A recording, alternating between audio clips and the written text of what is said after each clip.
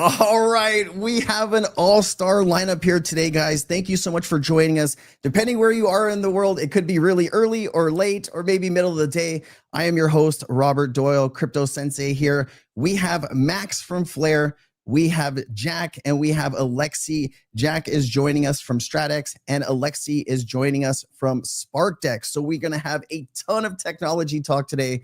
We're going to go through this to really help you better understand all of this cool development happening on the XRP ledger and how this is going to benefit you as the end user. Of course, let's just go ahead and jump in to find out a little bit more about who's going to be talking today. Let me go to you, Max, first. Why don't you introduce kind of who you are and what brought you to Flare, and then we'll kind of move over to Alexi and then to Jack. Sure, thanks so much. Great to be here. I'm Max, I'm head of growth at Flare, coming up to almost 4 years completed at Flare in January of next year. So yeah, I look after a lot of strategic partnerships. Had the pleasure of working a little bit with Alexi and Jack over the past years. It's a pleasure to have them both working on Flare and building exciting things. So. Thank you, Max. I really appreciate that. Looking forward to getting some questions about Flare. And Alexi, let's jump over to you, man. What brought you to SparkDex or crypto? Maybe a little bit about yourself. Hey guys, thanks for having me here. Great to be here.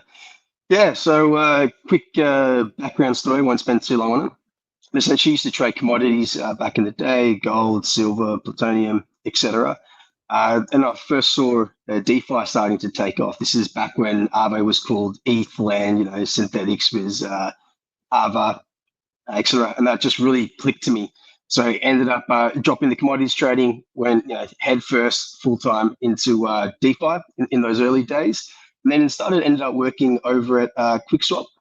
And through that, met the Flare team and had the opportunity to launch my own thing, SparkDex, which is a decentralized exchange over on Flare.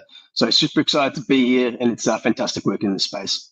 Oh man, it's such an honor to have you, and I'm so excited to ask you a few questions too. Jack, let's go to you from StratEx. What do you got, Jack? Introduce yourself, please. Yeah, hey guys, thanks for hosting Crypto Sensei first of all. So my name's Jack. I'm on the board of Luna Digital Assets, which is a venture studio. We incubate various different DeFi projects from Polygon to QuickSwap and so on. That's how I met Alexi here. And then I'm co-founder on a project called StratEx, which is a tokenizable, insurable DeFi yield strategy marketplace, which is a little bit of a mouthful, but hopefully we'll be able to unpack that for your audience during the course of this. I'm looking forward to it. And if I just want to ask the audience, we already have about 300 people watching, guys. If you could do me a huge favor and just, if you're on X, please retweet out the space. And if you're here on YouTube, can you just give a thumbs up to the video to help get us in front of more incredible people like you? And we really want to get this information out. So let's go over to Max here. Max, why don't you go ahead and break down for those who are kind of new to Flare? I mean, I'm sure we've talked about it and they've heard me mention Flare a bunch of times, but for those who are new, can you explain what FlareNetwork is and how the technology expands across the XRP cross-chain utility, please? Sure. So Flare is a layer 1 EVM chain. The differentiating part about Flare is that it has oracles that are integrated at the network layer. They're effectively secured by stake, similar to how the validators are part of the network. What this means is that the oracles inherit the economic security of the chain. And what that means is that Flare doesn't need to rely on third-party oracles for its price and state data. So it's a really data-focused chain. And the integration of the oracles actually supports the key function of Flare, which is basically a DeFi hub for non-smart contract tokens, which at the moment is XRP, will be extended to other non-smart contract assets, including Bitcoin, Stellar, a number of the other kind of L1s that don't have smart contracts built into their networks.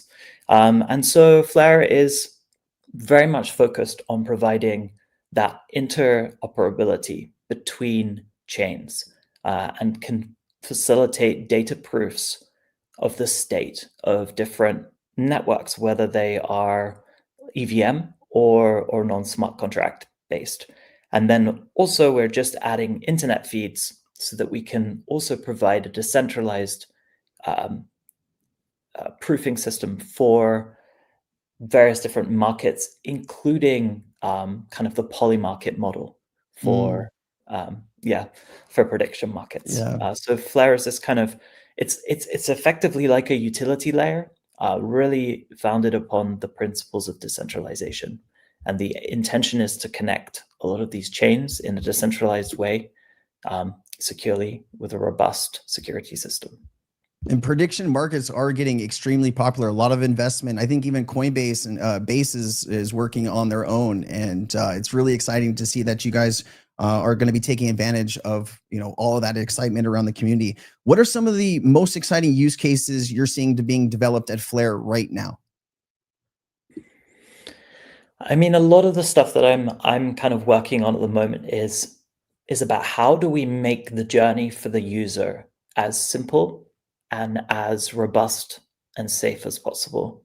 And so, you've got protocols like StratEx that are being built to enable easy yield opportunities, yield optimization opportunities for end users. You've got SparkDex, which facilitates a lot of the trading between different pairs so that users can make use of quick trades on Flare and move between different tokens, different derivatives opportunities available. And then you've got borrow lend functionality. Some of the things that I'm also seeing that are interesting is part of this overall EVM functionality that's available on other chains for obviously EVM based assets and the Bitcoin L2s.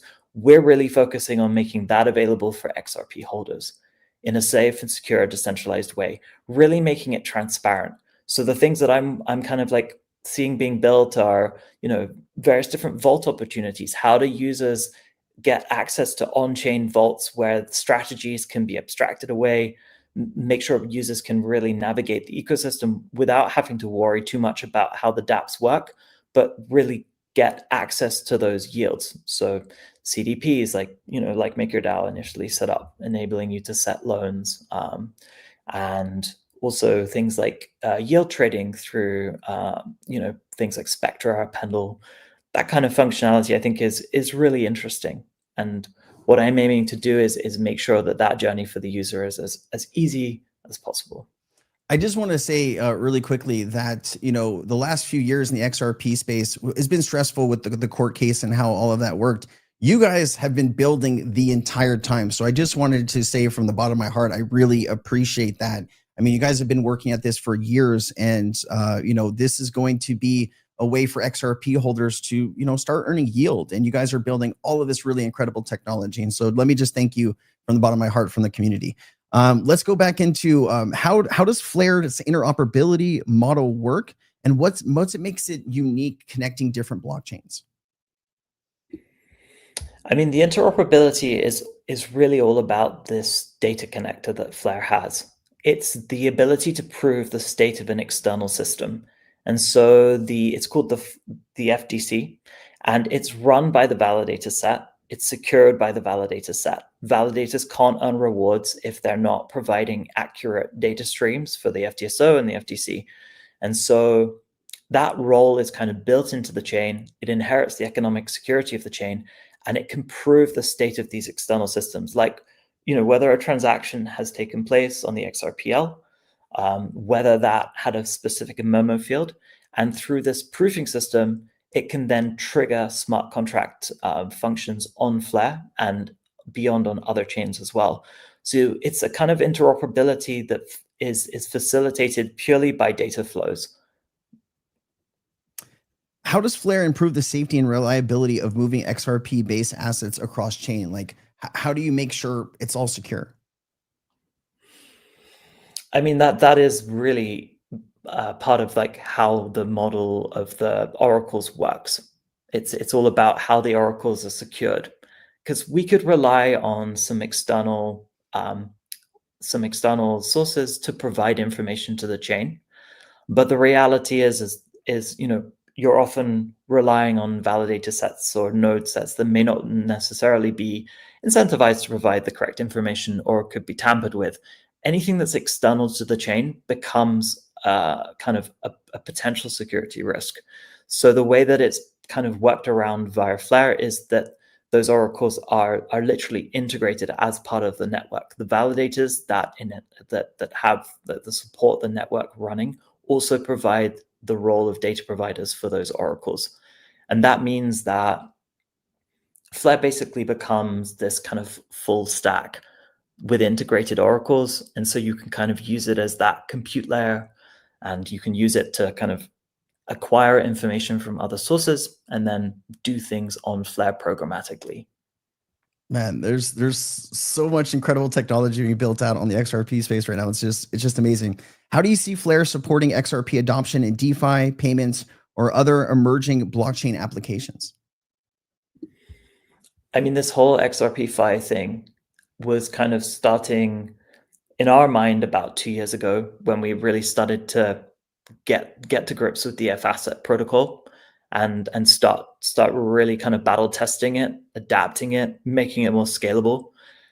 I think the real opportunity here is if you're using a payment solution to transact in XRP and you want to earn a yield, then Flare is your opportunity to earn a yield whilst you're sending money to and fro. Whether you're using XRP or RLUSD, there's opportunities that are available on Flare to earn a yield in an on-chain kind of transparent way. What I mean by transparent is because the funds are kind of dealt with on the Flare network itself, in the protocols on the network, you have the ability to check where those funds are being deployed, how they're being deployed. You can check the smart contracts. One of the things that I'm noticing is there are other solutions that are available at this moment in time, but you won't necessarily have the same level of transparency as you will on an actual layer one, where you can look at all the protocols and how those funds are allocated.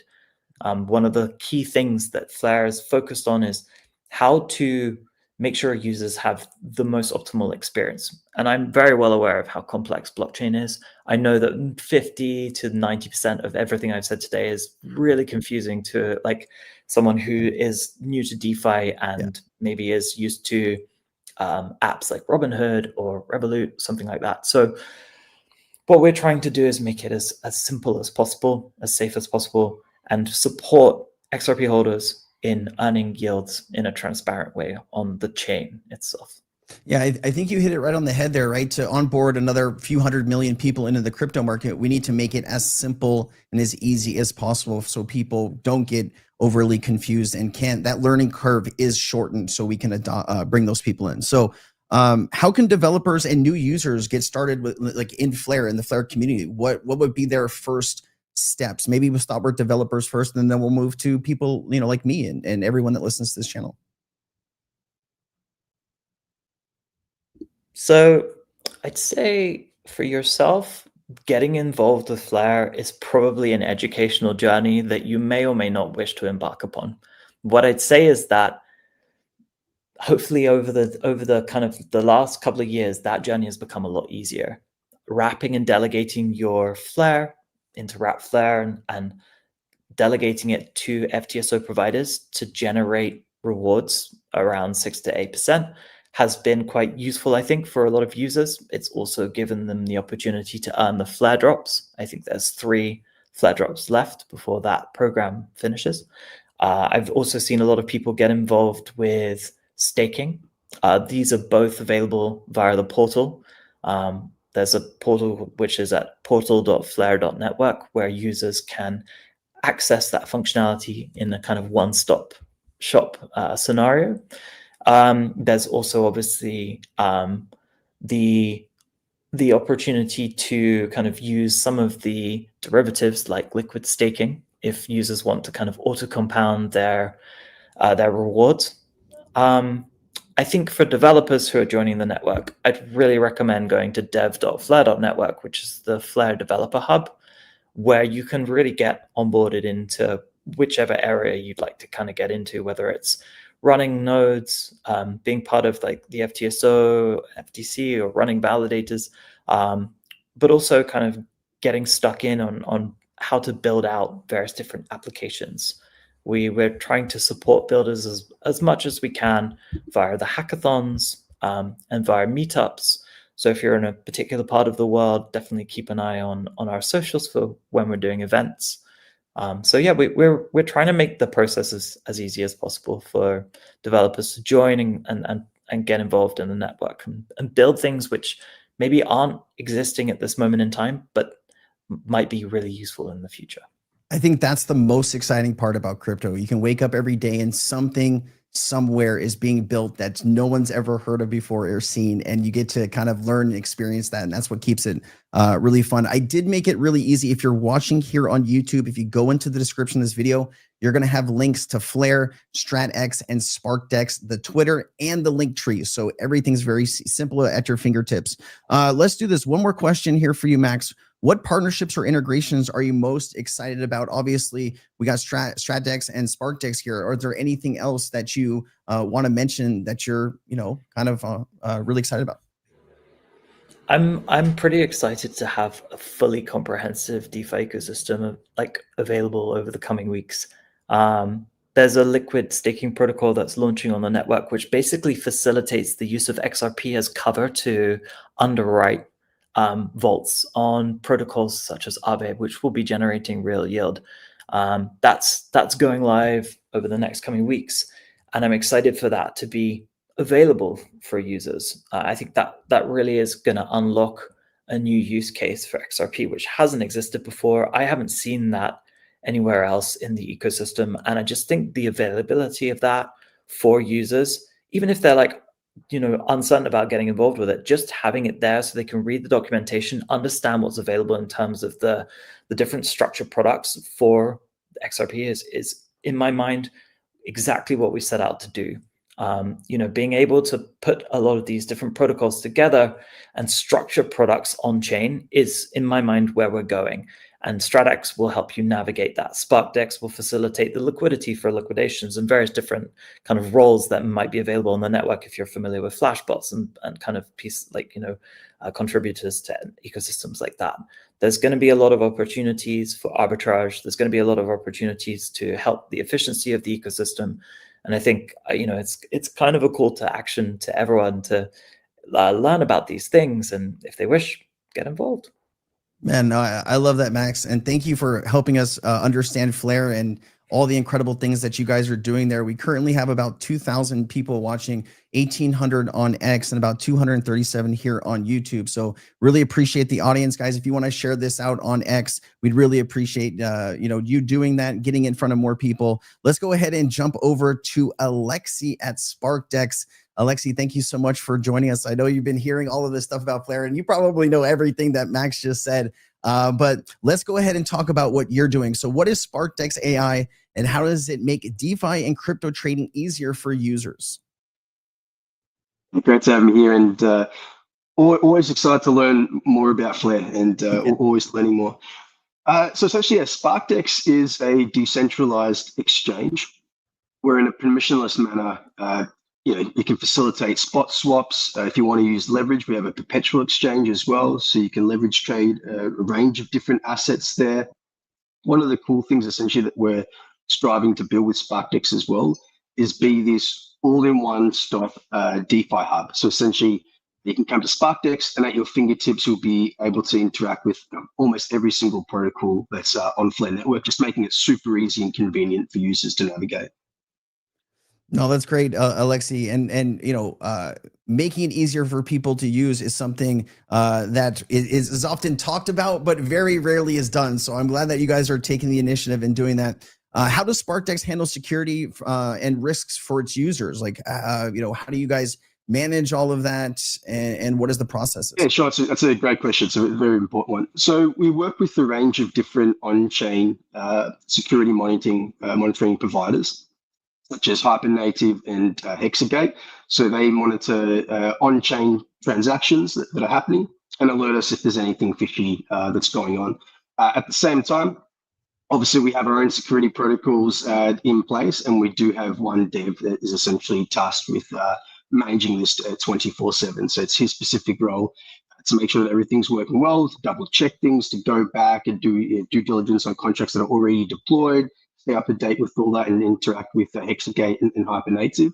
And then there's obviously other stuff as well that for security reasons we can't really go into. Yeah, I got you, man. Best to keep some things under wrap. Totally understand. What are the main advantages of SparkDex compared to traditional decentralized exchanges? I think people in the crypto space often know how to use, your Uniswaps of the world, maybe your Aerodromes. What makes SparkDex unique? And, let's talk about how do you compare it to, the traditional Uniswaps of the world, I guess. Yeah, sure. So I think there's a range of different DEXs out there, so decentralized exchanges, DEXs for those who don't know. And I think a lot of them kind of have their own niche and they bring something fun and exciting in their own unique way to the forefront. So when it comes to SparkDex, we're merging both the spot side of things and also the perpetual, so the leverage side of things. So you can come, trade both spot assets and also use leverage. On top of that, too, what I had mentioned before, trying to be this one-stop shop. So essentially having all your different ecosystem needs in an easy to navigate way at your forefront. And that doesn't necessarily mean that, we're building out all these things, but it means that we're really striving to make integrations and partnerships with all the other ecosystem plays that are on FlareNetwork, such as integrating a kinetic lending market into SparkDex, integrating the LST, integrating Filer, which will be a very, very exciting partnership when they launch on Flare. And that's something I'm really looking forward to on the 3rd of December to give them a little shout out there. So yeah, essentially in this one-stop shop manner, being able to come and when you interact with SparkDex, you can also interact with all these different ecosystem players on the Flare network. Making it easier, like like you said, one-stop shop for kind of all of your needs. We appreciate you doing that. Is your platform open to everyone? I mean, is there, with crypto, sometimes there's, geographic restrictions. Are there any regional limitations that XRP traders should know about?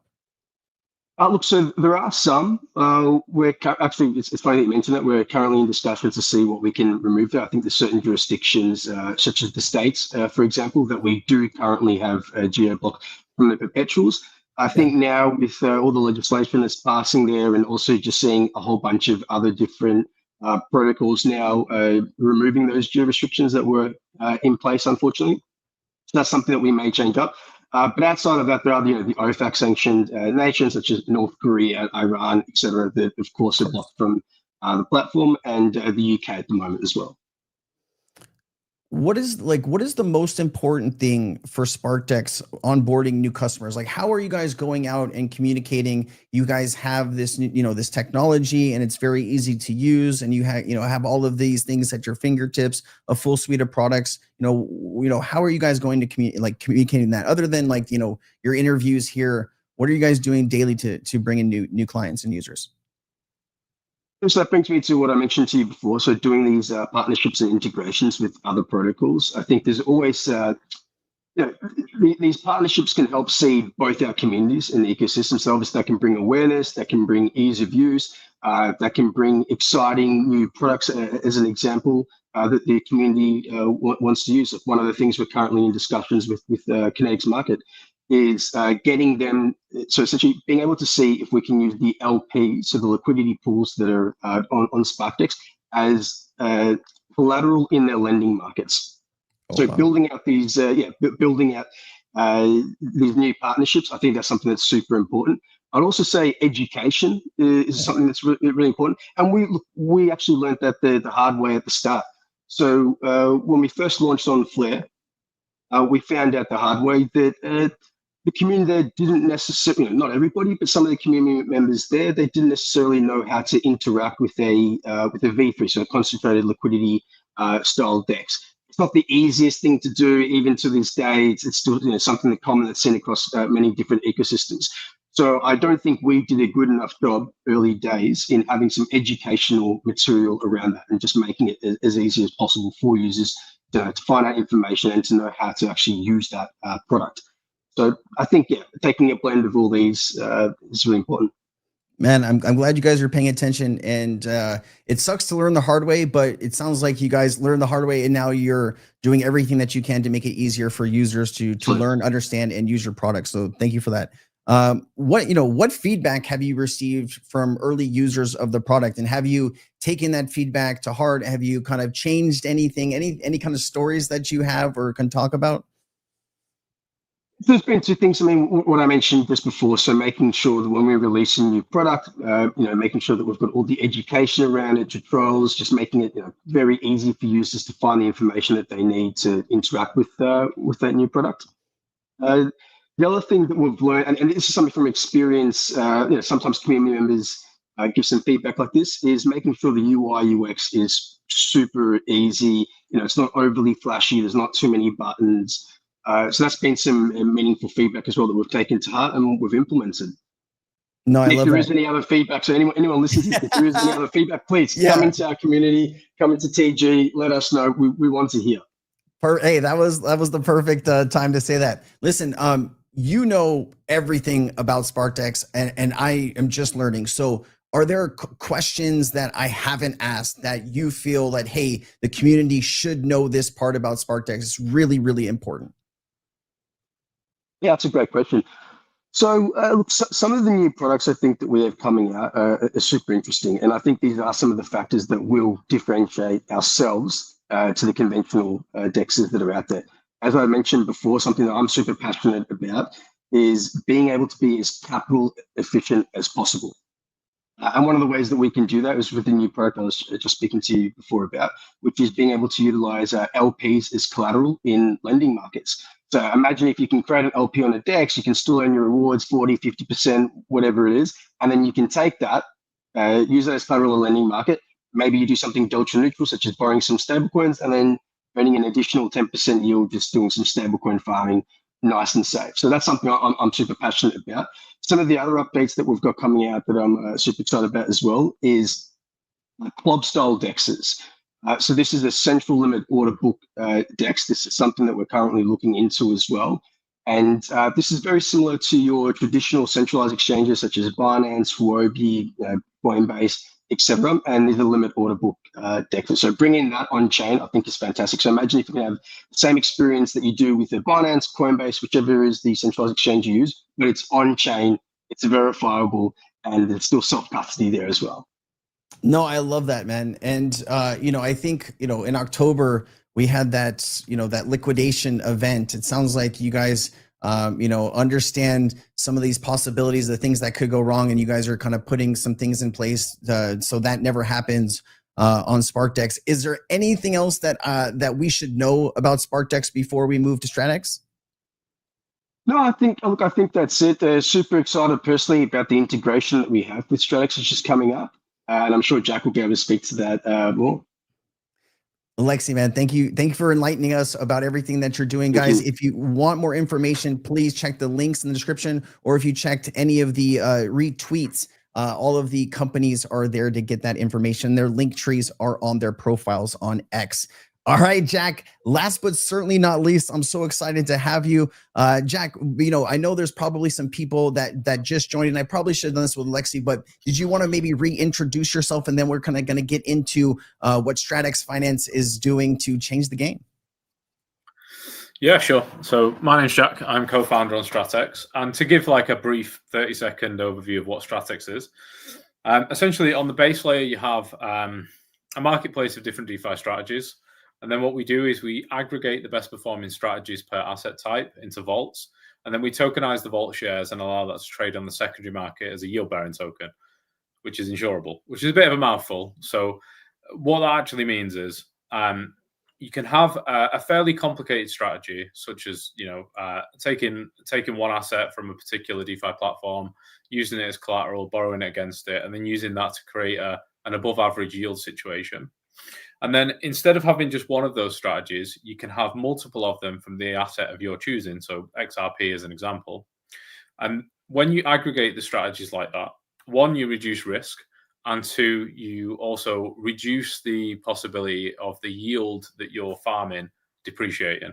So instead of having a situation such as a liquidity pool, where the more capital that comes into the pool, the less rewards you're going to get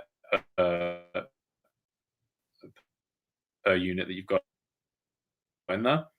In this case, because you'll have diversified yield, you'll then be able to get a very consistent return over a longer period of time if you're looking at this in terms of months or years. And then we tokenize that. So to make it even easier, instead of having to interact directly with the platform, you can have the tokenized version of that vault. And so you can hold that in your wallet, and you can claim the yield from us periodically. And it also gives you directional exposure to the asset that you like as well. So you can have, instead of XRP, you can have StratExRP, or I guess technically it will be StratFXRP, but the nomenclature is still to be determined. And then you'll have, you essentially have a situation where you get the yield-bearing version of XRP. So in that sense, we have something that's quite complicated, which is a meta-aggregated DeFi strategy. But that's all that complexity with StratEx is compressed into a very simple action, which is basically you just swap into the token. And that makes it super easy. Something that basically the primary, most fundamental activity that a user does within DeFi is to buy a token. It's the simplest thing you can do. And so we compressed basically the most complex thing into the simplest possible action. And that's what we do. Man, that was a lot, Jack. That was a lot. You speak your book well. You know exactly what you're talking about, which I love. I think you kind of mentioned this in part of your answer. I just wanted to see if there was anything else, but the question I had was, what core problem is StratEx solving for crypto users and investors? Is there anything that you wanted to add to kind of what you just said? Yeah, sure. I mean, okay, so if you take a look at DeFi Llama, you'll see that there's 10,000 plus investable pools, that all of those are unique yield opportunities. And then there's single asset staking, which is an additional thing. And there's other ways to get yield. So basically, you're faced with a gluttony of choice when you embark on your DeFi journey. You've got thousands of ways to make yield. But you have a problem, which is it's very difficult to conduct proper due diligence on those opportunities. And it's very, very hard to find the opportunities that are going to generate the yield that you think they're going to generate over the longer term. Because you can have a pool that's very high yielding, as many of us found out in DeFi summer, where you can get 500% APY, and then you end up with making a loss after a month because the yield goes to zero and the token's inflationary, right? So the problem StratEx fundamentally is solving is it slims that choice down to basically 3 choices or 4 choices if you include XRP, which is, what asset do you have? Do you have BTC? Do you have ETH? Do you have USD? Do you have fXRP? And when you select that choice, then all of the rest of the complexity associated with generating yield is at that point abstracted away. You provide collateral in the form that you have in your wallet, and then you get a yield-bearing version of that same collateral. So if you like XRP and you're thinking, I want to provide liquidity, but I'm worried that the price might spike in the meantime, perhaps if I've used that to borrow some other asset, then I'll miss out. Well, in this case, you can have a pegged version, which is StratExRP, and you'll be able to claim yield periodically with that. Wow! So you kind of get the best of both worlds there. Right. Yeah. Love that. Can you explain your upcoming fXRP vault strategies? I mean, I think you kind of did, but if there's anything you want to add in simple terms, and how will they benefit XRP users specifically? If there's anything you wanted to add on what you said. I think we basically covered it in the question. The main thing that I want to express is, Max talked a lot about simplifying user journeys. Alexei mentioned a similar thing, which is that they learned early on in their journey on Flare that everything needs to be very streamlined from a UI point of view and simplified. And so what I view StratEx is like the end result of those lessons, which is it can't get simpler than buy a token and earn yield. That's as simple as it can possibly get. And when we also, I guess I'll let the cat out of the bag a little bit. We've also got an integration with a wallet planned on Flare. And so it gets to the point where the vault, instead of interacting with the platform directly, you can have it in the wallet. So you don't even need to leave the wallet to interact with the platform. It's the simplest possible version of an action, which is quite complicated, which is, I have collateral, I have assets, and I want to earn with those assets. And you take a very big question that's very broad, and you compress it into a very, very small, easy to understand piece. And for those users that are maybe more technical and want to dig into the detail, which we'd encourage them to do, the platform is also super transparent. So you can drill down into each strategy that makes up the vault, and then each smart contract position and platform that strategy interacts with. And you can do that very quickly on the platform itself, very transparently. So if you're somebody that, really wants to do if you're a fund or you're somebody that's very technical, you want to do a very good due diligence, you can do that very simply. And so we take the complexity away, but then for those that really want it, it's there if they want to drill down into the detail. Before I get into my next question, I just want to remind the audience that we are joined here with Max from Flare. We got Alexi from SparkDex and Jack from StratEx. We've gone through a lot of questions already, and we will take a few things here at the end from the audience. We just crossed 3,000 people, so I just want to appreciate everybody who is watching live. And if you want to share the space out, we'd really appreciate that. Jack, let's get back to you. What makes StratEx approach to DeFi unique compared to the competitors? Do you have competitors right now in this space? And like every good idea, competition is a sign that you're over the target, I guess. Yeah. And certainly in the last year, the complexity in the DeFi space has grown substantially, I guess, because the bull market hasn't quite kicked in. Everybody's got too much time on their hands, so they're building super amazing DeFi apps, which is great to hear. So what makes us unique? A few things. So first thing is the tokenization element. So the fact that you can have a yield-bearing version of the assets that you love and interact with that very simply just through your wallet. I think that's the first thing. The second thing is the insurance aspect, which I touched on in my intro. So all these strategies are insurable. Now, what I will say is we work with a third-party insurance aggregator, which is Atomica. So shout out to those guys because they're incredible. And we'll also be integrating some of the insurance elements that Max had mentioned with XRP as collateral in the future as well.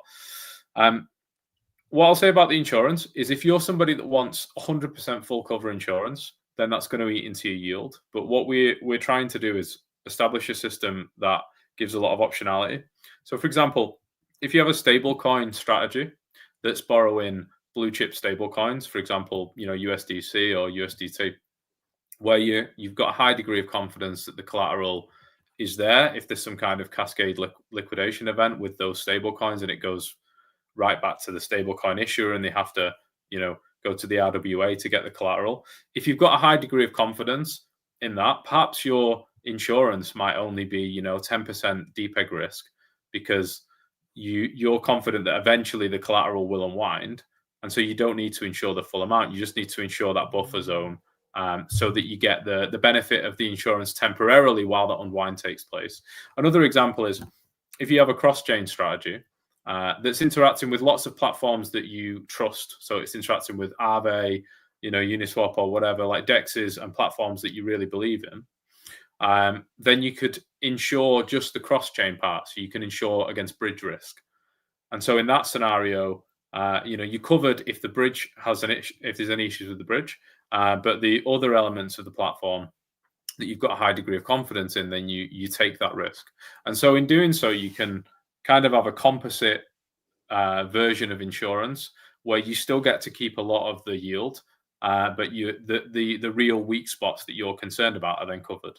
And when we've had discussions with funds that are potentially interested in interacting with Flare, that's one of their points is always like, okay, platform sounds amazing, but we want to know what other platforms you're interacting with first of all, and then secondly, is there optional insurance, or can we build an insurance product? So I actually had a conversation about this recently, and the person I was talking to believed that this is a very experienced person, believed that insurance is one of the most underserved areas of DeFi at the moment. And so from our point of view, as we see this kind of institutional wave, last year and then going forward into the future, we need to build robust infrastructure and robust products that can stand up to institutional level due diligence. And that's where the insurance is a big factor. Jack, I've interviewed hundreds of project founders. I think you're the first person to bring up insurance. So it is definitely. Max did about 5 minutes ago. Well, Max was the first. Yeah, I understand, but like this is like the first conversation where people have brought up insurance, and so like it's not a well-known topic that is and so it's bringing a lot of questions to my mind. But let's how do you ensure user safety and transparency within the platform? Right. So first of all, from a transparency point of view, the platform is uber transparent. You can click to see if you want to. You don't have to do this, but if you want to, you can see every individual position that any of the aggregated strategies interact with, and every smart contract associated with them, and spend that time doing due diligence if you wanted to. Then there's the insurance element. Then there's the idea that there's what we call it at StratEx is the fingerprinting system, and so all of our strategists, first of all, the strategists themselves are KYC'd or KYB'd, depending on which category they fall into, and then once they've gone through that process, when they submit a strategy, for them to list a strategy on the platform is pretty straightforward. But if they want that included into one of the aggregated vaults, which is where most of the capital will flow, they have to submit that, and there's an approval process. And if, let's say, we approve strategy A on Monday, and then on Tuesday, the strategist says, hey, I need to send the funds somewhere else, well, they've got to start again with the approval process. And if, let's say, all those checks fail, and a strategy goes through that has some kind of malicious vector or an address that isn't correct, well, what happens is, if you have a vault position, you have to authorize every time there's a change to any of the smart contracts positions anywhere in the vault, you have to authorize that. And let's say, even if all that goes wrong and Crypto Sensei, you're a liquidity provider and you're on holiday, so you can't authorize the transaction, well, after 2 weeks, your funds get kicked back to you and you're made whole automatically. So what we like to say is there's just like layer after layer after layer of risk management, as well as some of the live monitoring tools that Alexi mentioned, like Hypernative. We'll be using those. And in this way, we really try and limit the risk. And that's aside from, only interacting with blue chip assets, BTC, ETH, stable coins, XRP, and blue chip platforms that are audited and have been around a long time. Well, I appreciate you sharing all that. Can you tell us a little bit more about the fXRP vault? Are there any interesting early stats, performance indicators, or milestone related to the fXRP vault testing? So unfortunately, I can't at the moment. The vault's still in testing. We're going to be going live in the very near future, less than a month probably. So we're like weeks away at this point. So as soon as that's live, we'll be able to share more details there. But if you did the courtesy of tagging us for the announcement for this space, so users will be able to follow us on socials there and keep up with everything that's going on. Well, I'd love to have you back to go over that when you do launch and you do have Absolutely, the time. Yeah. I'd love to better understand it. I'm sure the community would as well. What can users expect, in the future roadmap? Any exciting features or partnerships coming up that you can mention or want to talk about? Yeah, so I think the team's just really focused right now on making the most of our Flare deployment. And with every new DeFi Lego piece that launches on Flare, Firelight was mentioned earlier, it gives us more and more optionality to provide, more and more complicated strategies for the XRP community. And that gets, the more strategies we have, the more consistent the yield is, the more opportunity there is for users. And then I mentioned the wallet deployment that we've got in the near future as well. That'll also be on FlareNetwork. And of course, when our product does go live on Flare, the form that it will take will be on the front end of SparkDex. And so for those that perhaps I didn't explain this earlier very well. But yeah, so the way StratEx is deployed on a chain is on the front end of a DEX that's already on that chain. And so we operate a kind of hybrid white label service. So we can provide branded vaults for particular DEXs if they want that, or we can have, just a link on a tab on the DEX that says, DeFi strategies, and then that's all branded as StratEx. And so, definitely the partnership with SparkDex is the big one in the near future. And then after that, just providing tons and tons of value for the Flare ecosystem. I can talk to you about some other things that we've got further out. Potentially, we've been talking to a ton of RWA providers to have mixed crypto and RWA strategies in the near future. I don't want to say too much on that. A lot of those conversations are very early. But we've got some very, very good leads on potential real estate integrations. And so you can imagine, if you'll just imagine the future for a second with me, that we can have a strategy deployed perhaps in the next year where we have a hybrid XRP and real estate vault where you can get a bit of directional exposure to XRP and a bit of exposure to an RWA product there as well. So. Jack, the real estate market, depending on who you're looking at in the quotes, 300 trillion to 500 trillion globally. How do we move that? Like, how, and I know this question might not be, but how do we move that on chain, quickly and efficiently? Or is quickly the wrong word? All these things, massive global entities, it's all essentially about the margins. And so if you can get 3 to 5 strong partners that really have really understand this space and really want to commit to it, and some of those entities are large enough, if they can prove that it's a profitable model to democratize, it's like, I'll give you an example. Let's say you have, an apartment block construction by a large real estate developer.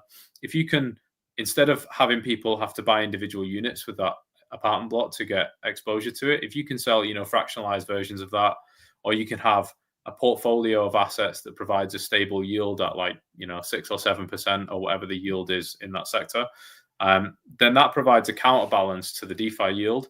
And so during times when perhaps there's less yield available on chain for whatever reason, due to bear market or whatever, you can then have the real estate portfolio counterbalance that, and it creates quite an interesting scenario as well. And also with the peg tokens, you can have a scenario where you get a bit of directional exposure to that portfolio as well, which is interesting.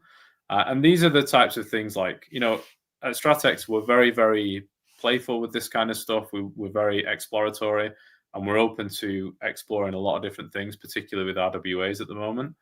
And all I'll say is, if there's a very well-known brand that takes this on board and runs with it, I will guarantee you that 50 to 75% of the industry will follow. Mm-hmm. If they make it a success in the near future, because ultimately, all of these large real estate developers are interested to some degree or another in tokenization. Yeah. They're just not entirely sure what form that will take. And I think there's some real leaders in this space that are going to make a big impact in the next year. I know we're all looking forward to that happening. So thank you for explaining that and educating us. How can users learn more and get started with StratEx Finance? What can they do? Yeah, today? So really simply, you tagged us in the announcement for this space. So start your journey there. Visit our socials. You'll see a link tree in the bio of RX, and then you can pick apart everything from there. The site's there. We've got some test vaults live on QuickSwap on Base at the moment. So if you want to go and take a look at the vaults in a live environment in the next couple of weeks before they go live on Flare, you can go ahead and do that. And you can see, some of the elements that I've spoken about today on this show there. I would urge users to check out our white paper and our technical docs if they've got the fortitude to do so. And then all else fails, just drop into the Telegram group and tag me, and I will respond as quickly as possible. Jack, is there anything that I haven't asked you that's super important that we should let the audience know? I think we've covered most things. The one thing I just wanted to say is in relation to something that Max said at the start of this show, which is about the FTSOs, so the data availability layer for Flare being baked into the chain itself and inheriting the security from the validator set is very, very important to us as builders. And I'm sure Alexi would agree with me here as well, in the sense that, one of the reasons why we've both made that decision to build on Flare is because of the robustness of the data ecosystem. And oracles are a real weak point. I mean, you mentioned the potentially having an oracle issue with Binance on October 10th when they had the flash crash, and that's obviously a slightly different type of oracle. But the important thing is that is the weak point of a lot of chains. And so on Flare, the fact that is secured by the validator set is a real strength. And I would urge anybody else that's looking at building with an EVM and is interested to check out Flare. Max, can I just come back to you? It's been a while since you had some questions. We went to Alexi, we went to Jack. Does anything kind of come up? Things that I didn't ask you that you feel is important, or something that you wanted to, maybe talk about before we ended here today? I mean, so I've been keeping an eye on some of the kind of conversation in the chat. I think, look, for a lot of people, a lot of this stuff is quite confusing. And I think a lot of people may hear it and just be wondering, where do I start? gosh, there's so many things that have been said. There's so many long words that I haven't heard before, or I've heard, but I don't really understand how they relate to what I'm doing. I think, if you're getting into on-chain finance for the first time, what I mean by that is if you're using protocols that are built on a blockchain where you access them through a website and you start to allocate tokens in order to participate in ecosystems and generate rewards, the best thing really to do is to find the legit names of protocols, make sure you're dealing with the correct protocol. There are various sources to make sure that you're accessing the right protocols, but really making sure that you've done that diligence, understanding, like, if you see a Twitter handle that's been tagged, for instance, and it's, double checking that that's the correct one, maybe liaising with some of the team members, making sure that that's the correct route to go, and then reading the documentation, understanding how things work. Today, Jack's been discussing effectively a yield optimization tool on Flare that will be going live over the next month that will facilitate easy access to yields when you hold certain tokens.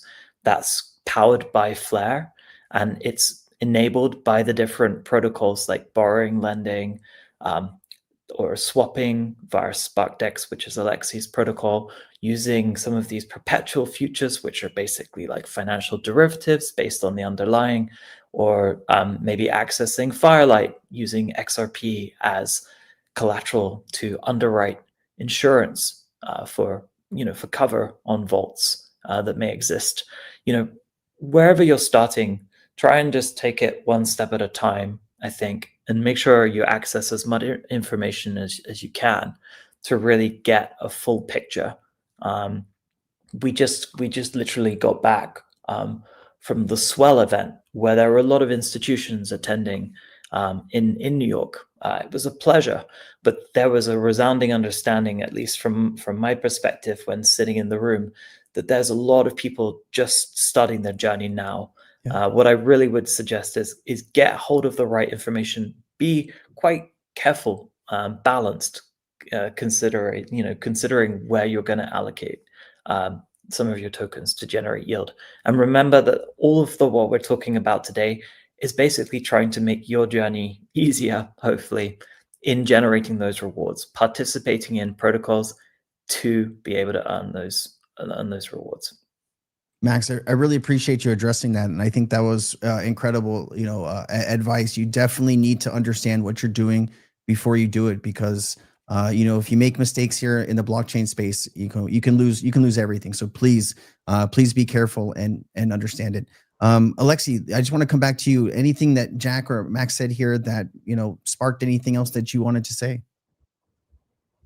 I just want to build off what Max said. I think that was really well said. For anyone out there, I think it's really important that you build up your knowledge base and you get a bit of experience. So if this is a new space for you, take a very small percent of your portfolio, go interact with these different platforms, to learn how to use them. Don't be scared to enter these platforms' communities. Go on Telegram. Don't be scared to ask questions in there. Message the mods. I'd say, knowledge is key, and make sure you do it with just a small percentage portfolio up until you feel a bit more comfortable, and you can slowly scale in, and make sure. I think it's really important that you interact with a broad array of different protocols. Don't get married to one protocol, whether that's SparkDex or StratEx. You just use us. Go out there, explore, and try a whole bunch of different protocols. And I think it can't be understated. I appreciate that. Jack, I'll come back to you one more time. Anything Max said there or Lexi said that kind of sparked anything?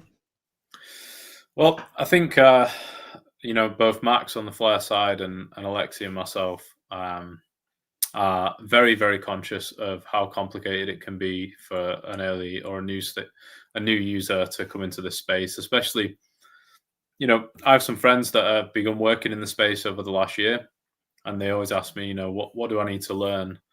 And it's a difficult problem because every day somebody builds some new thing that you need to learn. So you basically have to run to stand still. And that's without thinking that you're picking up a lot of, I guess, knowledge debt from the fact that the industry's been going, since for a long time. DeFi summer is when it really kicked off for us, but you know, much longer before that. So I would just start with the very, very easy stuff. So start to understand, you know, if I have a particular token and it's in a self-custody wallet and I want to swap that on a decentralized exchange, what does that actually mean? What's happening in the back end? How is that facilitated through liquidity pools? What sort of incentive structure exists? Am I being charged fees? Do I need to pay liquidity providers from that trade? How does all that fit together? And then when you get the foundational pieces, you start to understand, okay, so I can swap into different tokens. And then there's a lending market over here that can pay me to provide collateral for a loan. Perhaps I want a loan to go and do something else because I still want the underlying asset and I want to repay that loan. And so you start to build up your knowledge of the DeFi Lego blocks. And through that process, you can start to understand more complicated platforms like StratEx, which aggregate a bunch of those things together. What I can promise you is that all of us on this call will do a great job in producing tutorials and you know, documentation to make it as easy as possible to interact with all these protocols. But ultimately, the responsibility for due diligence falls on the individual user. And the minute you take your funds out of that kind of walled garden environment on the centralized exchange, that's where you get tons of opportunity, you get lots of exciting new technology, but then you also get a lot of risk as well. And so understanding that risk is very, very key. I would say, like, you know, what they say is a smooth sailing never made a good sailor, or something like that. The point I'm making is you should go out and venture and understand this stuff and try and get to grips with this space. It's a very, very exciting world. Some of the best developers in the world right now are working in EVM DeFi, and so I would urge everybody to understand it. But just like Alexi says, take a small amount, see if you can figure it out, interact with some of these protocols directly. You'll make a bunch of mistakes, as we all did when we first came to this space. But then over time you'll learn, and hopefully you'll be able to have a good experience. Jack, thank you. I wanted to thank the audience. We have 3,854 people watching here. This is an education, right? And I hope to have all three of you guys back to just talk about the market and crypto. I mean, we did a really good job about understanding all the technology that you guys are building in the future for XRP and for Flare and StratEx and SparkDex. Max, I really appreciate your time. Alexi, Jack, thank you guys so much. I want to be respectful of your time, but also thank you from the bottom of my heart for educating us. And everybody watching at home, it's the holiday season. Please travel safe. To keep learning. If you don't know who I am, I'm Crypto Sensei. I put out about 3 to 4 videos a day on XRP and the crypto market. So if you want to stay up to date with everything XRP related, I would love to have you in the family. Gentlemen, thank you for your time. Have a truly fantastic day and a safe holiday. Thank you for having us. Appreciate you. Thanks all. See you later. Thanks a lot. Thanks everyone. Bye. Thanks. All right. We are we out? We are out.